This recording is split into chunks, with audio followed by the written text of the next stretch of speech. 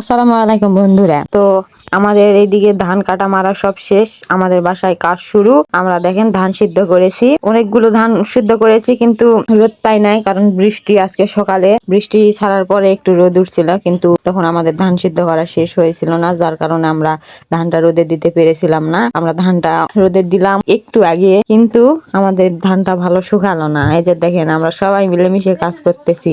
সবাই মিলেমিশে কাজ করা অনেক ভালো। সবাই মিলেমিশে কাজ করলে কাজের বোঝা হালকা হয়ে যায়। আমাদের চাল শেষ হয়ে গেছে, যার জন্য আমরা এই বৃষ্টির মধ্যে তাড়াহুড়া করে ধানগুলো ভিজিয়ে দিয়ে সিদ্ধ করে নিলাম।